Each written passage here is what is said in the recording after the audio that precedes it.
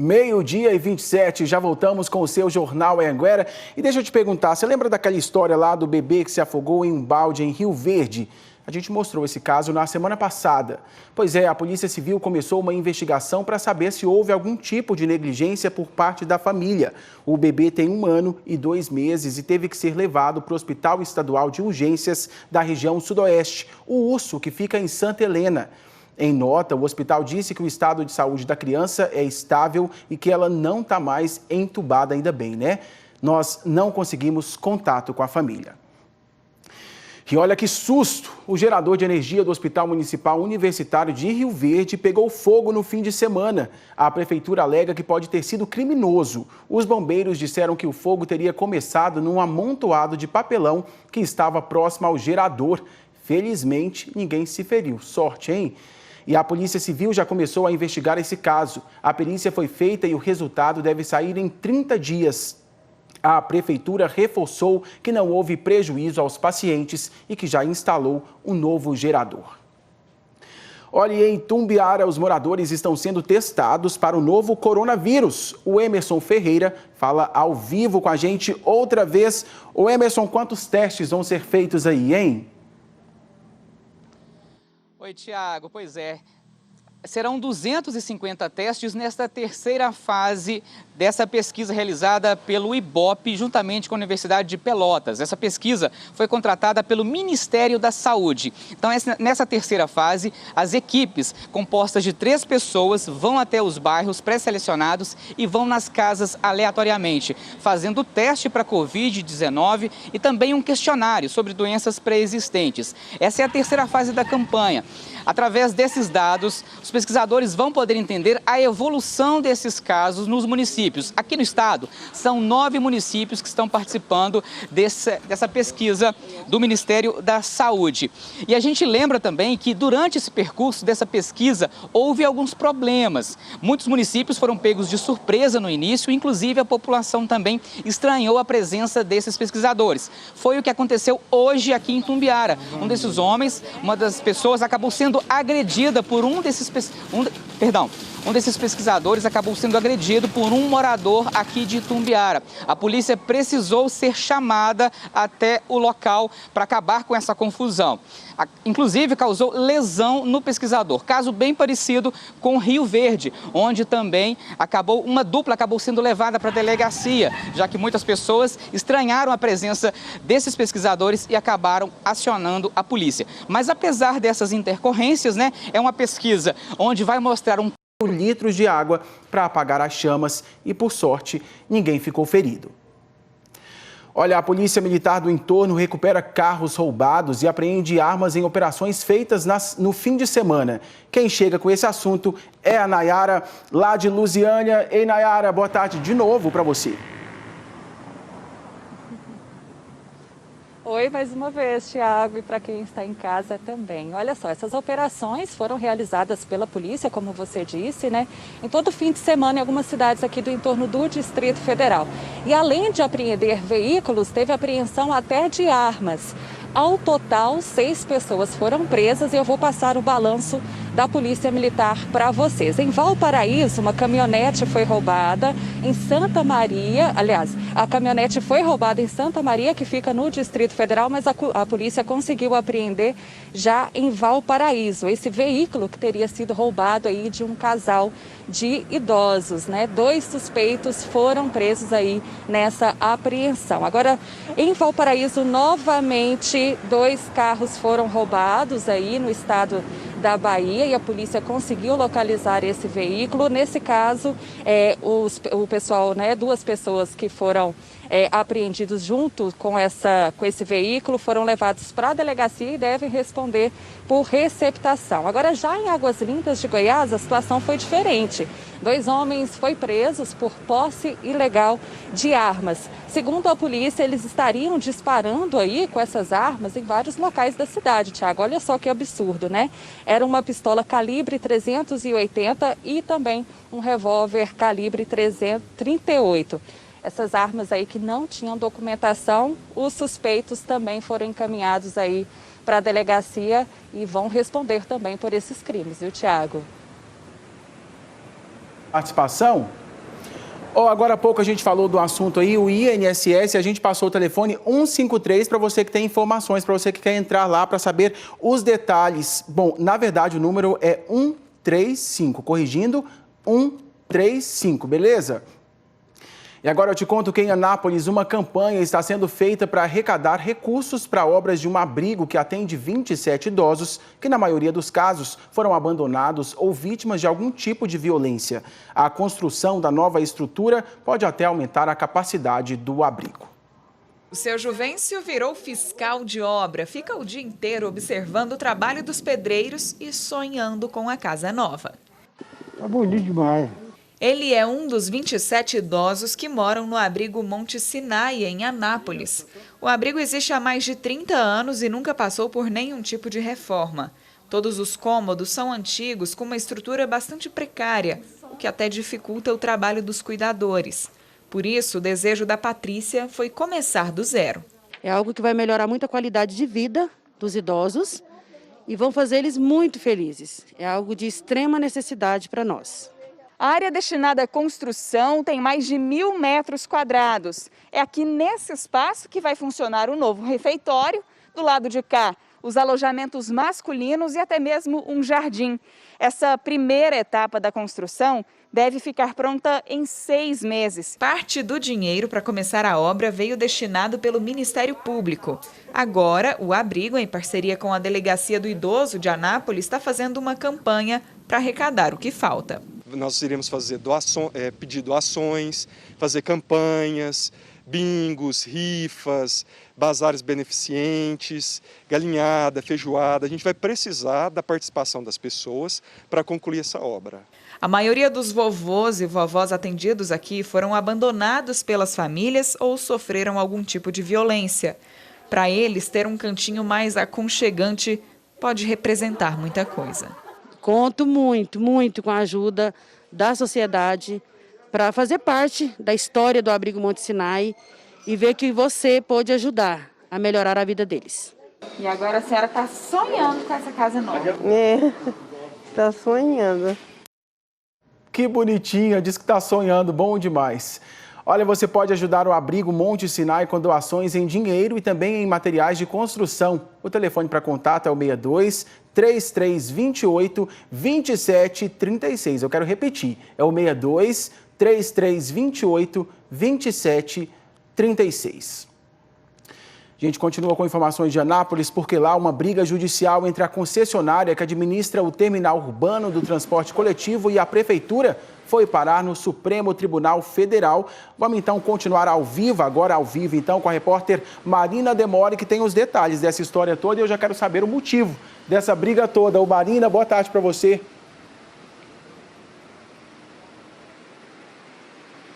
Oi, Tiago, boa tarde para você, boa tarde para todo mundo que acompanha a gente. Olha essa guerra judicial entre a Urban, que é a concessionária que administra o transporte coletivo aqui em Anápolis, e a CMTT, que é a Companhia Municipal de Trânsito e Transporte, começou no mês passado, quando a Urban entrou na Justiça pedindo a isenção do pagamento de impostos e também pedindo para que a CMTT, ou seja, a Prefeitura, assumisse o terminal urbano aqui de Anápolis, que é o único terminal do transporte coletivo.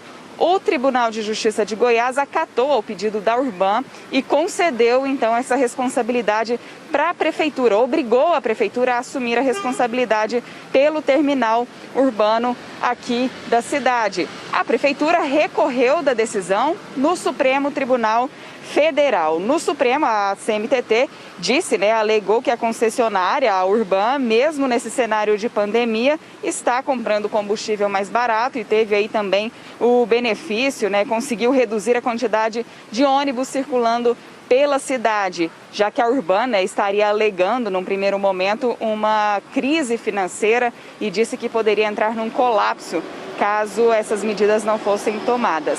O ministro do Supremo, como a gente disse, manteve para a Urban a dispensa do pagamento do ISS, enquanto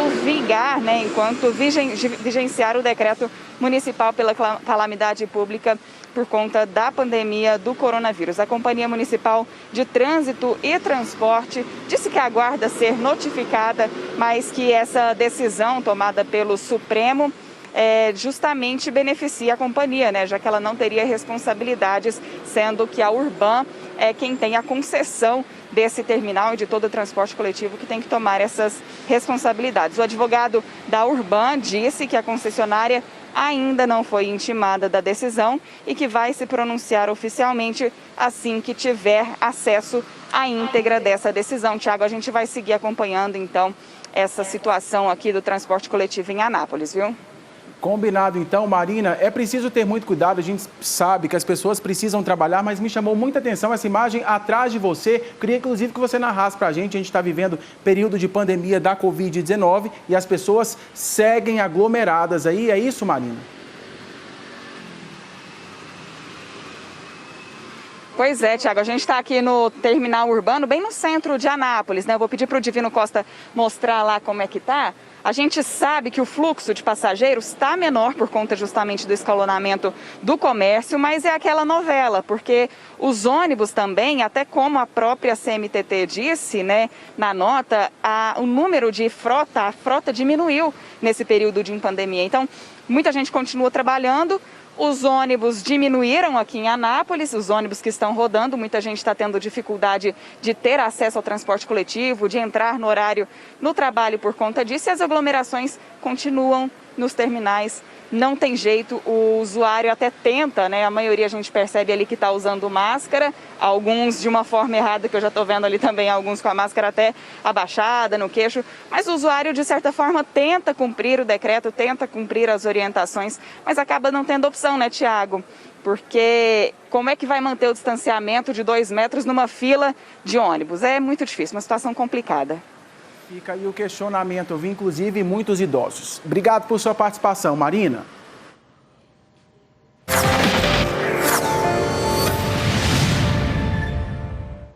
Vinhetinha do QVT para te contar que lá em Rio Verde, uma passarela que fica sobre a BR-060 está deixando os pedestres preocupados. É que a estrutura da ponte teve problemas e agora ela é sustentada por vigas de madeira. A reportagem é de Arildo Palermo. A passarela que liga os bairros Jardim Adriana e Vila Mariana serve para que os pedestres consigam atravessar a BR com segurança. Mas não tem sido bem assim. Eu trabalho ali do outro lado, passo aqui todo sábado e realmente dá medo. Fazer o quê, né? Tem que atravessar para trabalhar. Para quem precisa passar por aqui, é sempre uma preocupação. É que a estrutura da passarela está improvisada desde novembro do ano passado sobre essas vigas de madeira. Um acidente provocado por um caminhão carregado com celulose no fim de 2019 danificou a estrutura da passarela. Na época, o local até chegou a ficar interditado por um tempo. Mas a solução encontrada com as vigas de madeira permitiu que os pedestres voltassem a usar a travessia. Mais de 6 meses depois, segue do mesmo jeito. E quem precisa usar a passarela tem medo que ela caia. É melhor a gente ter um trem organizado, né? Porque você pode ver que ela faz até uma... Ela tá fazendo até uma barriga já, como se diz, qualquer momento ela pode desabar. Já pensou, você tá passando aqui com a família sua, que esse trem desabar? Passa aí, cá vem e passa por cima. Não tem condição não. Eles não jogam verba, não colocam nada para resolver, até alguém morrer. Já era para ter arrumado isso aí, né? Uma vergonha, né? O Departamento Nacional de Infraestrutura de Transportes, o DENIT, disse que a licitação para a obra de conserto da passarela já foi aprovada e a ordem de serviço emitida. Segundo o DENIT, o serviço deve começar nos próximos dias. Tomara, a gente segue acompanhando. 12h42 e em Morrinhos, uma carreta carregada com madeiras contrabandeadas foi apreendida na BR-153. A Polícia Rodoviária Federal disse que a carga não tinha documentação fiscal. O motorista disse que seguia para Anápolis. Quase 6 metros cúbicos de madeiras consideradas nobres foram encontrados. Os policiais também apreenderam uma guia falsa de uma empresa do Pará. O homem foi levado para a delegacia, assinou um termo circunstanciado de ocorrência, o TCO, e foi liberado. Ele deve responder por crime ambiental. A carreta permanece no posto da PRF de Morrinhos, aguardando a chegada de fiscais do IBAMA para a liberação. Mudar de assunto para te contar que o Comando de Operações de Divisas prendeu 2 pessoas transportando maconha na GO 164 no sudoeste do estado. Durante uma abordagem, os policiais encontraram 13 tabletes de maconha em um veículo que seguia pela BR entre Quirinópolis e o distrito de Riverlândia. 2 homens foram presos e o carro com 10 quilos de maconha apreendidos. Olha, e o secretário de Saúde de Davinópolis, no sudeste do estado, foi preso porque estaria numa festa familiar com som alto.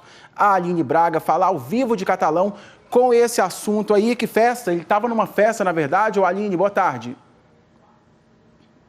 Oi, Tiago, boa tarde novamente para você. Pois é, a Polícia Militar informou que ele estava em uma reunião familiar, é esse o termo que a Polícia Militar registrou no boletim de ocorrência. O fato é que o secretário Wisnas Martins Borges, secretário de Saúde ouvidor, ele foi detido pela Polícia Militar ontem à noite, depois que vizinhos da casa dele ficaram incomodados com o barulho, som alto e ligaram para a PM. Chegando lá na casa dele em Davinópolis, a PM constatou que estava tendo essa reunião familiar e que ele estava bastante alterado com sinais de embriaguez. Ele teria, inclusive, desacatado os policiais e, por causa disso, ele, secretário e a irmã dele foram trazidos aqui para a delegacia de Catalão, porque Davinópolis não tem delegacia de plantão nos fins de semana. O secretário foi ouvido pelo delegado de plantão, que registrou apenas um termo circunstanciado de ocorrência e depois liberou o secretário e também a irmã dele.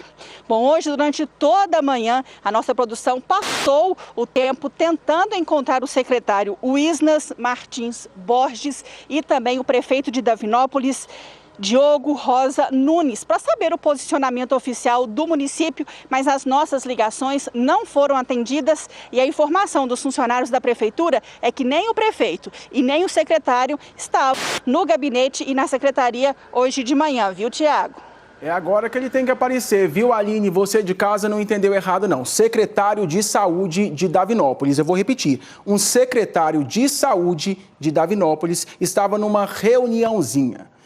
Obrigado por sua participação, Aline. Abraço. Olha, já na BR-070, em Águas Lindas, um homem de 70 anos morreu depois de ser atropelado. Ao vivo, a Nayara Santos traz os detalhes dessa história. Nayara, boa tarde para você outra vez. Mais uma vez, boa tarde, Tiago. E olha só, gente, esse motorista fugiu sem prestar o menor tipo de socorro para esse idoso aí de 70 anos que morreu no local. Esse acidente teria acontecido no início da tarde de ontem, quando ele tentava atravessar a rodovia, mas as câmeras de monitoramento da rodovia conseguiram registrar tudo. Dá para ver exatamente o momento em que um carro vermelho passa, dá para ver aí em alta velocidade e acaba então atingindo o idoso. Agora a PRF vai analisar essas imagens aí para ver se consegue pelo menos identificar a placa do veículo para assim chegar até o condutor. Tiago, eu volto com você. Combinado, né, Nayara? Obrigado por sua participação aqui no Jornal Anhanguera. Hora de conferir agora a previsão do tempo para esta segunda-feira.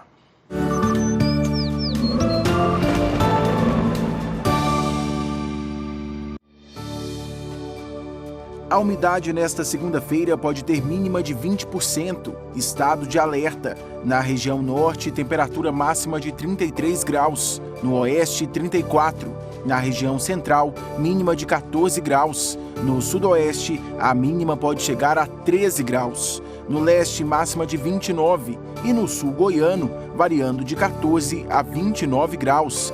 Semana começando sem previsão de chuva para todas as regiões do estado. Em Porangatu, a umidade pode chegar a 29%. Em Catalão, temperatura mínima deve ser de 15 graus. A máxima em Jataí não passa de 30%, com umidade em 28%. E para Itumbiara, umidade no fim do dia em 34%. Aê! Agora eu te conto que a Polícia Rodoviária Federal apreendeu mercadorias lá em Alexânia. Veja na reportagem.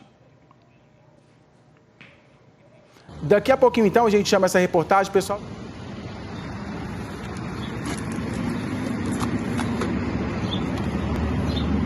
dessa operação lá em Alexandria. Daqui a pouquinho a gente traz a reportagem completa. O pessoal está terminando agora de editar. Daqui a pouquinho, então, você acompanha, porque agora eu quero falar de uma novidade. Na verdade, essa semana, a partir de amanhã, você vai acompanhar uma série de reportagens sobre a principal rodovia de Goiás, a BR-153. Os nossos repórteres percorreram todo o trecho da rodovia aqui no estado para te mostrar problemas, histórias de quem vive na estrada e de pessoas que tiram o sustento da família às margens da rodovia.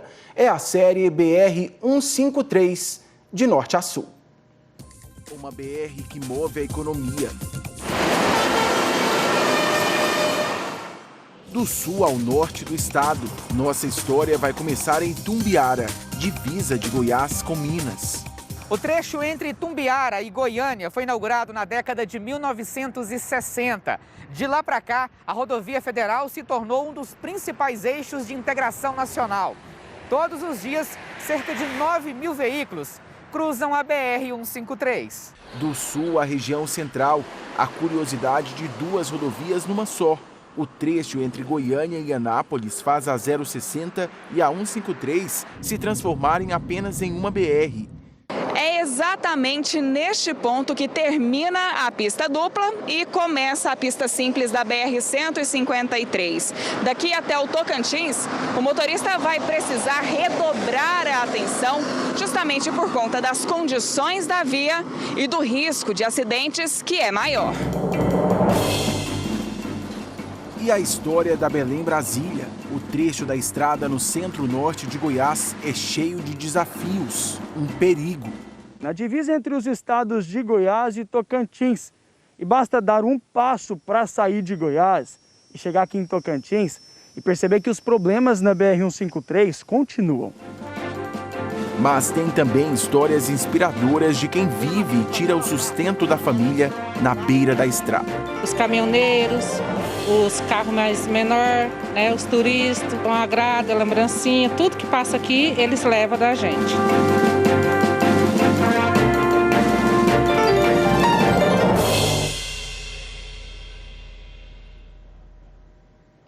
Você viu aí, tá imperdível. Amanhã, na primeira reportagem, a gente mostra as características da BR-153 entre Itumbiara e Goiânia. A Polícia Rodoviária Federal apreendeu mercadorias contrabandeadas do Paraguai na BR-060 em Alexânia. Os produtos estão avaliados em quase R$100 mil. Assunto para o Tiago Costa de Porangatu. Ei, Tiago, boa tarde.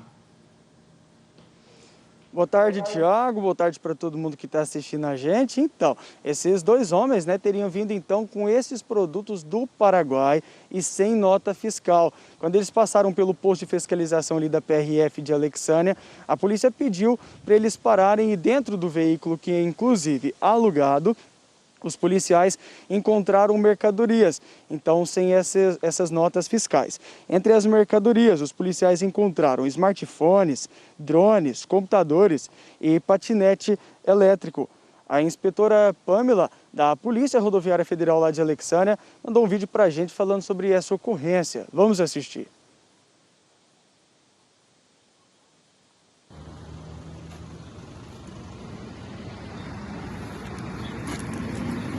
Tiago, a gente não vai conseguir ouvir agora essa entrevista.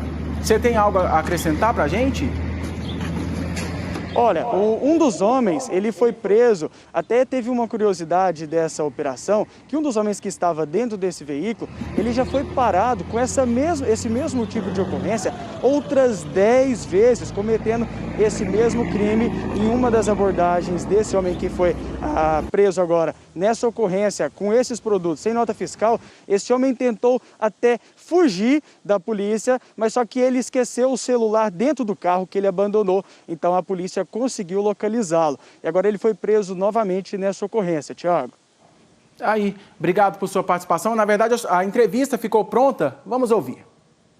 O mais curioso dessa ocorrência é que um dos abordados já foi flagrado pela PRF 10 vezes nos últimos 2 anos em crimes de contrabando, de descaminho e também em algumas situações ele fugiu da abordagem policial colocando o trânsito em risco e por isso também já foi preso em flagrantes.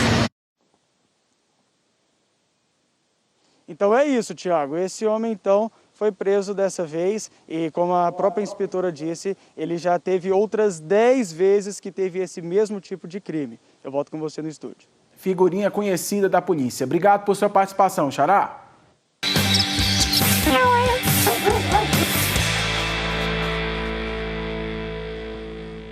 A vinhetinha do Acho Meu Pet, a Jéssica, que mora em Anápolis, está pedindo ajuda para encontrar a Mel. A cadelinha fugiu de casa na quinta passada e está fazendo muita falta para todo mundo, eu imagino.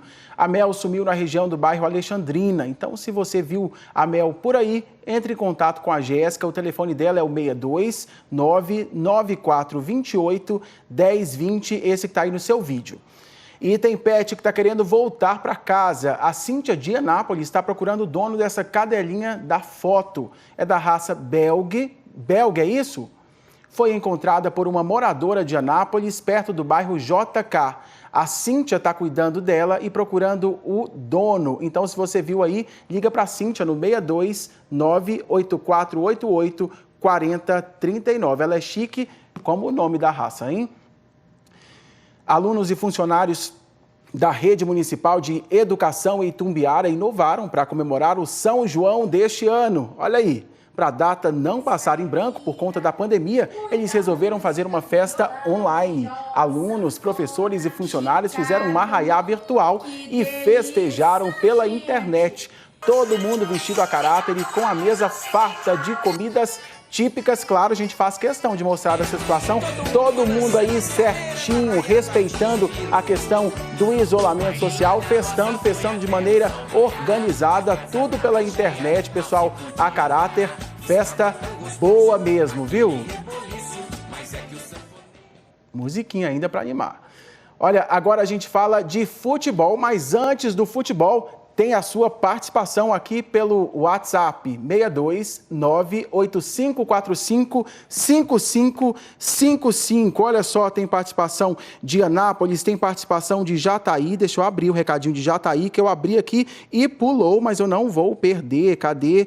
Eu vou achar o pessoal de Jataí. A dona Maria lá tá mandando um abração pra gente, diz que não perde um só jornal. Abraço pra senhora, dona Maria. Bom saber que vocês estão gostando aqui do jornal Anhanguera. Tem muito mais participação. Bom que você mostra o interior do estado. Adoro o seu programa. Sou a Vera Lúcia de Mineiros, Goiás. Obrigado, dona Vera. Sou a Luz Maria de Rio Verde. Boa tarde, o Tiago. É muito bom ter a sua companhia na nossa tela. Eu que gosto demais de estar aqui todos os dias com vocês. Oi, Tiago, boa tarde. Sou a Ana Carla, falo de Porangatu e estou ligadinha no jornal Anhanguera. Mando um abraço para minha mãe Rose e para os meus filhos Lília e Enzo. Abraço para toda a família aí ligadinha no jornal Anhanguera. Eu sou o Joelson de Mineiros, Goiás. Esse novo jornal combinou muito com você. Você é nota 10, você acha? Obrigado, bom demais saber que você está gostando aí, viu? Sou o Davi de Jesus de Lusiânia, Serrinha. Manda um abraço. Abraço para você. Ele tem 11 anos e sempre assiste o jornal. Quer ficar informado desde cedo, né? Bom demais, garotão. Boa tarde, Tiago. Sou a Adriana de Lusiânia e estou adorando o novo formato do jornal. Parabéns. Obrigado.